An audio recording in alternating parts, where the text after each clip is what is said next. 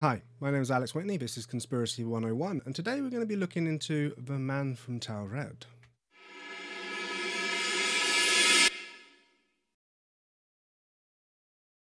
So this is a really strange one that kind of crosses over a couple of different types of conspiracies, based in some truth, as the best conspiracies usually are. And let's just get straight into it. Let's get straight into the Wikipedia article. John Zegrus. John Allen Kuchar Zegrus, or Behodrik Jennifer, is the reported name of a real man detained in 1960 in Japan for alleged document fabrication. He was dubbed as the Mystery Man by Japanese news at the time and became a prototype for some urban legends. And that's kind of the coolest thing about this conspiracy, is that it kind of overlaps with urban legends, which is kind of, you know, a little bit more fun than your conventional conspiracy theory. Let's zoom in a little bit. Let's change this bad boy up. There we go, so we can see everything. Incident. In October 1959, a man recorded as John Allen Kuchar Zegrus, 36, entered Japan with his Korean wife. 3 months later, he was arrested by the Marunouchi police office, suspected of identity fraud. He tried to cash a 200,000 yen check and a $140, around 50,400 yen at the time, traveller's check at the Japanese office of the Chase Manhattan Bank, and 100,000 yen at the Japanese office of Bank of Korea. 1959, it's not horrendous amounts of money, but I guess it's a large sum. The case was investigated by Atsuyuki Sasa of the Tokyo Metropolitan Police Department Public Security Bureau. That's a mouthful. The TMPD Public Security Bureau, who would later write about Zegrus in his memoirs. Although his passport contained the stamps of Japanese embassies in different East Asian countries, the passport was determined to be counterfeit. Moreover, a visa was issued by the Japanese embassy in Taipei, now reorganized as the Japan-Taiwan Exchange Association. According to the records, Zegrus said he was born in the USA, moved to the UK through Czechoslovakia and Germany, and attended high school there. During World War II, he was the pilot of the Royal Air Force and was once captured by the Germans. After the war, he lived in Latin America. Later, he became a spy for the Americans in South Korea, served as a pilot in Thailand and Vietnam, and after that he was assigned by the United Arab Republic. He arrived in Japan for a secret mission, which included recruiting Japanese military volunteers for the UAR. Eventually, after contacting the mentioned countries, it was ruled that information was not based on any facts, and the seals in his pseudo passport were proven to be fabricated. He's a real journeyman. He's been around. Wow. On the 10th of August 1960, Tokyo District Court reviewed the case and sentenced Zegrus to 1 year in prison. After the announcement, he tried to commit suicide by cutting his veins with a piece of glass secretly brought by him to the court. After his release, Zegrus was deported from Japan to Hong Kong, from where he was recorded to enter the region. His wife was deported to South Korea. So back then, Hong Kong would have been part of the British Empire, as it was then. I guess that depends when, no citation, it depends when to 1 year in prison, that's a 61-ish. Yeah, okay, fair enough. This is where it gets interesting, because that story, in of itself, interesting, but not really a conspiracy. The urban legend side of things is where it becomes to be slightly conspiratorial. On an August 15, 1960 issue of The Province, the story was reported with some alterations. The newspaper said in an article titled "Man with His Own Country," claimed that John Allen Kuchar Zegrus claimed to be a naturalized Ethiopian and an intelligence agent for Colonel Nassar, and carried a passport issued at Tamanrasset, the capital of Taured, south of the Sahara.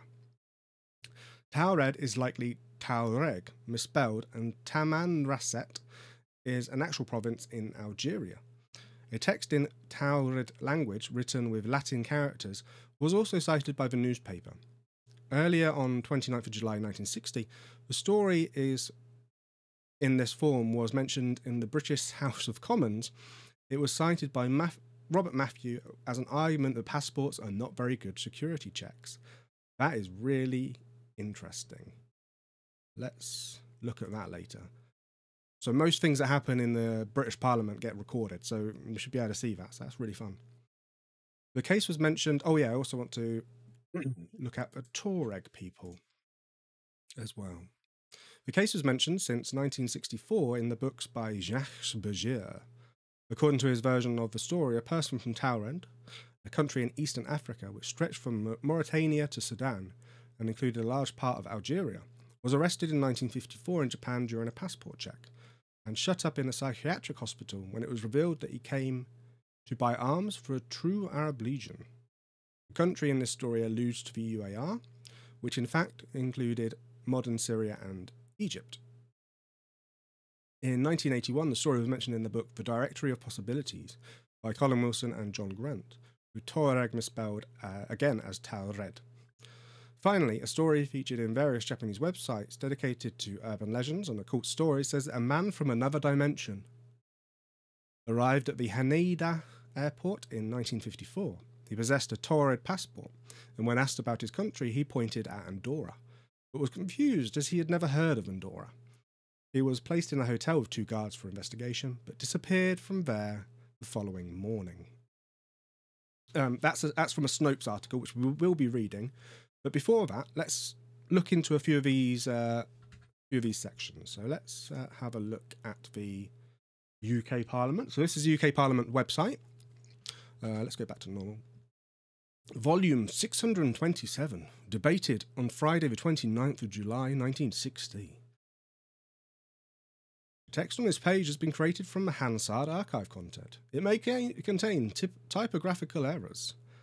Right, this is really long, so let's just search for passport.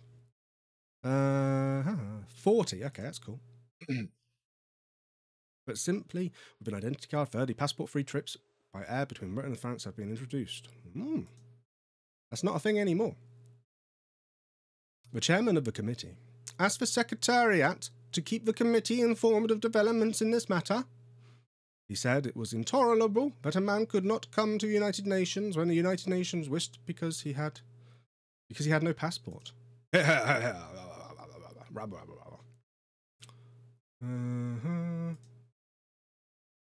Passports.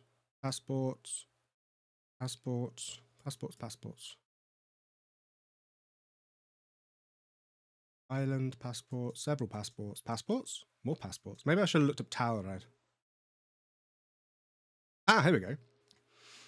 My honourable friend may know the case of John Alexagrus, who is at present being prosecuted in Tokyo.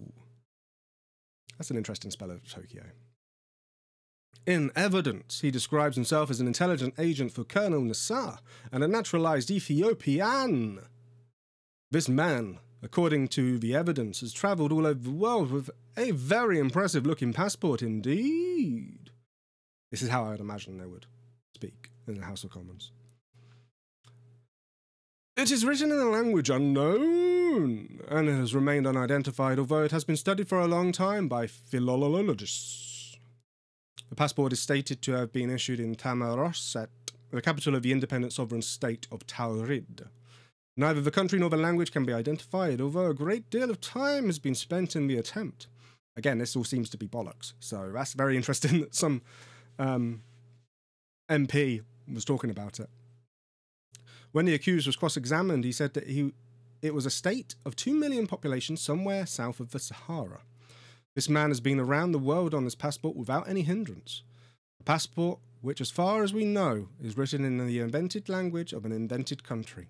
I would stress, therefore, that passports are not very good security checks. Very interesting. Right, let's quickly have a look at the Taured people. I know about these, the Taured people, just because I've studied. And yeah, the type of Berber, which is like Saharan people, basically. Does it have a... Let's have a quick look and see if the Berbers have a nice map.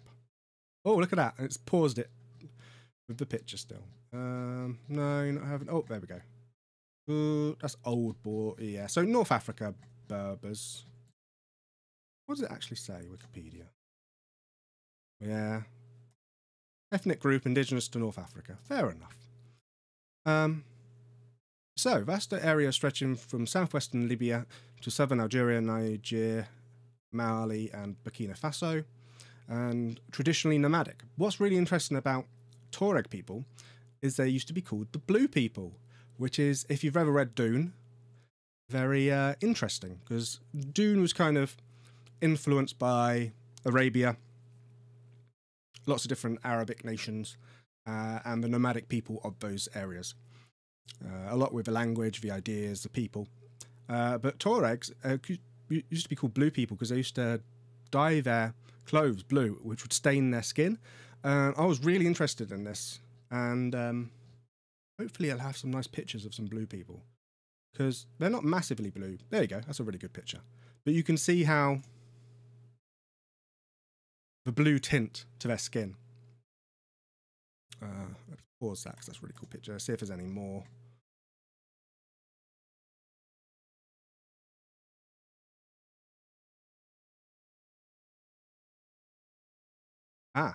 You can really see it on his hands. So there's another one where you can really see it on their hands. That sort of blue tint.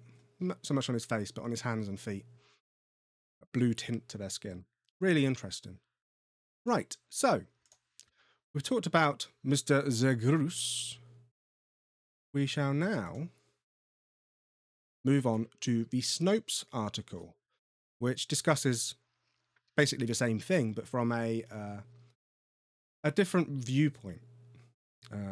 Snopes, in case you don't know, basically is just a way of fact-checking stories. Usually stories that aren't true, and then it just explains why they're not true.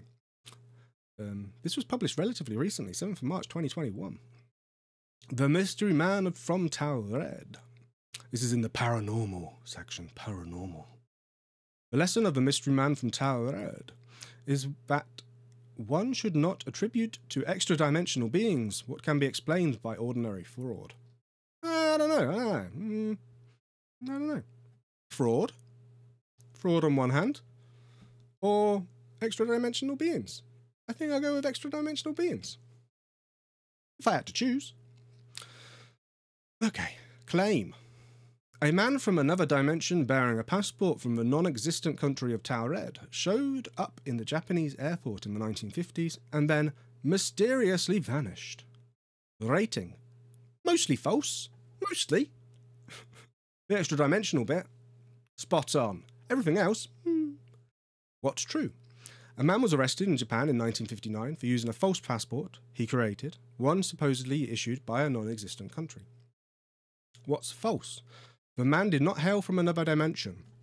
Hard to prove that. Hard to prove. He was prosecuted and sentenced by Japanese authorities, and he did not mysteriously vanish from a guarded hotel room. Origin.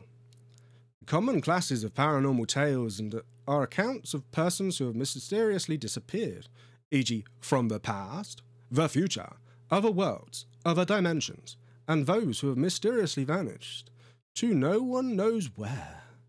One example of this genre that has proved popular over the last few decades, The Mystery Man from Taured, involves both of these elements. The Man from Parallel Universe. In 1954, a regular businessman arrived at Tokyo Airport with a passport issued by a country named Taured, which simply doesn't exist in our world. He claimed that his country is 1,000 years old, and he also had records showing that he had visited Japan multiple times before. However, police kept him locked in a high secure room for further inspection until he got vanished. And never found again. Experts said that he came from a parallel universe. It wouldn't be a crappy infographic, would it, without some typos. The report of a man from a parallel universe who inexplicably showed up at a Tokyo airport in 1954 bearing a passport from a non-existent country of Taured, and then, just as bafflingly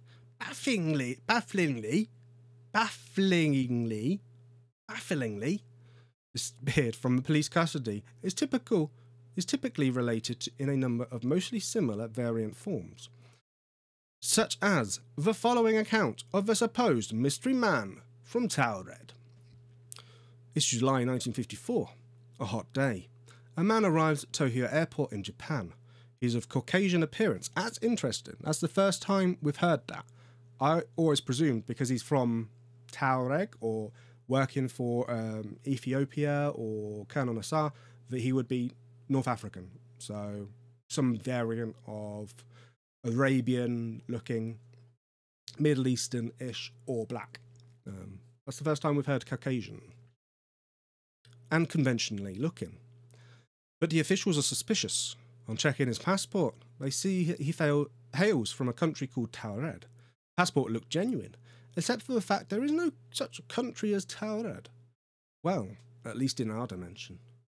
The man is interrogated and asked to point out where his country supposedly exists on the map. He immediately points his finger towards the Principality of Andorra, but becomes angry and confused. He's never heard of Andorra, and he can't understand why his homeland of Taured isn't there. According to him, it should have been, for it had existed for more than 1,000 years. Customs officials found him in possession of money from several different European currencies. His passport had been stamped by many airports around the globe, including previous visits to Tokyo. Baffled, they took him to a local hotel and placed him in a room with 2 guards outside until they could get to the bottom of the mystery. The company he claimed to work for had no knowledge of him, although he had copious amounts of documentation to prove his point. The hotel he claimed to have a reservation for had never heard of him either. The company officials in Tokyo he was there to do business with. Yup, you've guessed it. They just shook their heads too. Later, when the hotel room he was held in was opened, the man had disappeared. The police established that he could not have escaped out of the window. The room was several floors up and there was no balcony. He was never seen again. The mystery was never solved. The story seems to be one that was inspired by a real-life incident, but its modern form is greatly embellished and fantastical version of a far less sensational real story. A debate in the British House of Commons.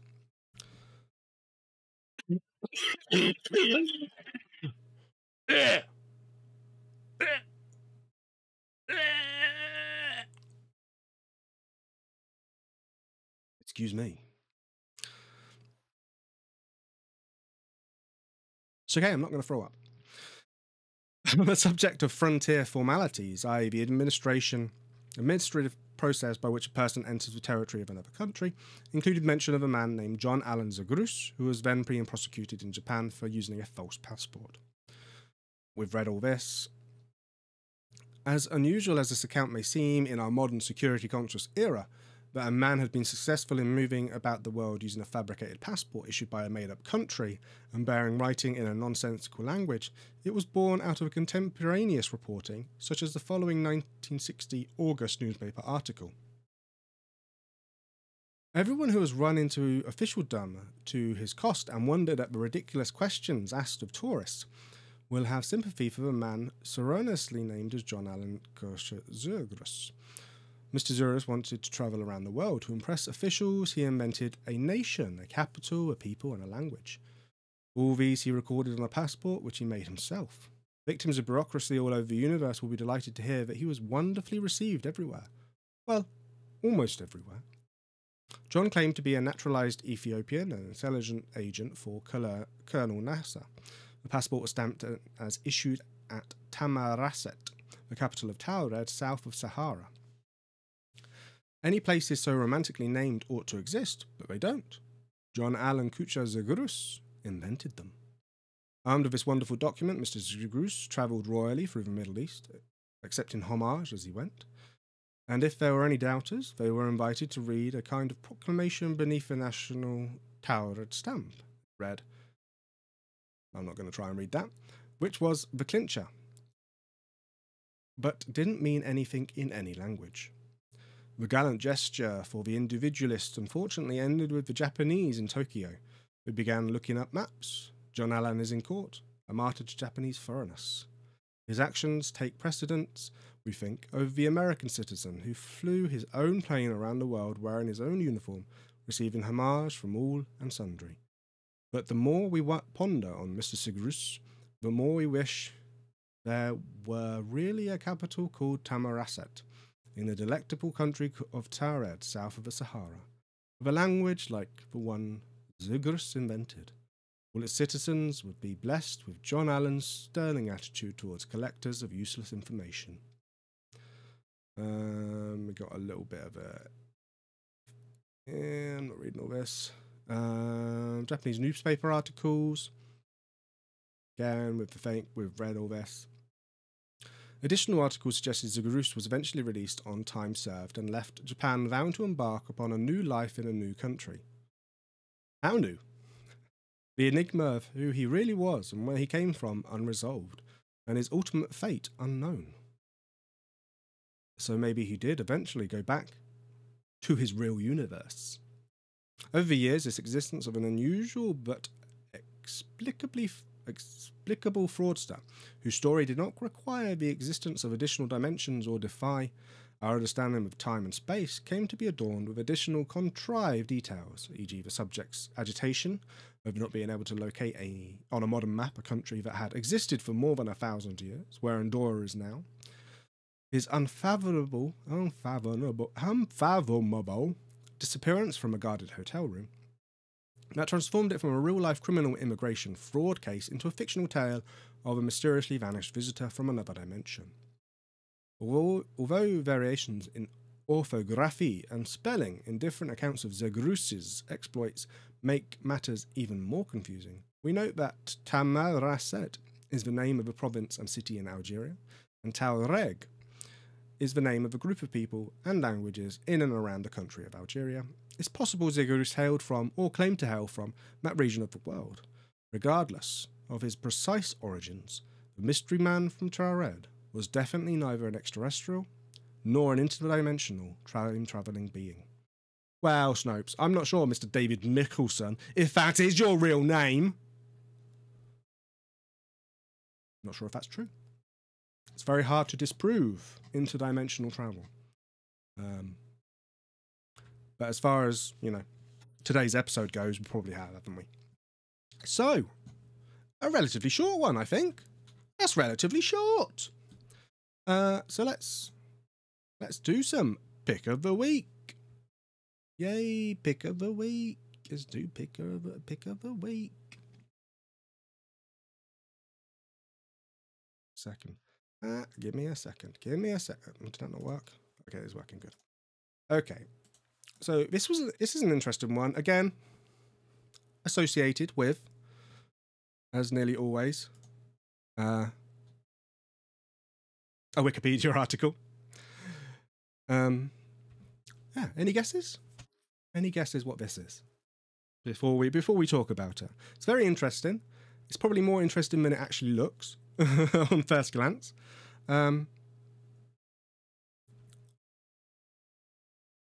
This is the... Oh, I'm not gonna be able to say that, am I? The Divji, maybe? Babe flute. It is a cave bear femur pierced by spaced holes and was unearthed in 1995 in Slovenia. Northwestern Slovenia, by the Slovenian Academy of Sciences and Arts. So what makes this interesting? Why is this kind of thing's been found several times? It's interesting in itself, but what makes this specific flute interesting? It has been suggested that it was made by Neanderthals as a form of musical instrument and became known as the Neanderthal flute. The artifact is on prominent public display in the National Museum of Slovenia in Ljubljana, I can never pronounce that, as a Neanderthal flute. As such, it is the world's oldest known musical instrument. Like many other Middle Paleolithic finds, might reflect symbolic behaviour and advanced cognitive abilities in Neanderthals. This find was met with severe criticism and rejection by part of the scientific community. How could it not be? Everything always is. It's Special attention is devoted to the discoveries that predate the arrival of anatomically modern humans in Europe about 40,000 years ago. So it's 50,000 to 60,000 BP, so before present. Super, super old. Found in a bear cave. And it seems to show that other than Homo sapiens, other than our type of humanity, Neanderthals at least, maybe even others, understood music. Either how to make it, or that they enjoyed it in some way. And oh, yes, a very human thing, isn't it, to enjoy music and to make music, even if you don't have instruments to make music. Very strange. Very, very strange. And very interesting. The Wikipedia article is super, super long and goes into lots of detail about the controversies. But that's a real nice pick of the week. We had some relatively sad picks of the week recently, and that's a nice one, isn't it? That's a nice one. And that's it. A relatively short episode. The man from Taured didn't really have much to say for himself, did he? As, you know, interdimensional beings go. He's up there. I no doubts. He is from one of the many universes, more than likely. Or he was an Ethiopian scam artist, or CIA agent. See, the conspiracies, that's a ridiculous amount, isn't there, that you can attribute to this one specific story. Thank you very much for watching, and I'll see you again next Saturday.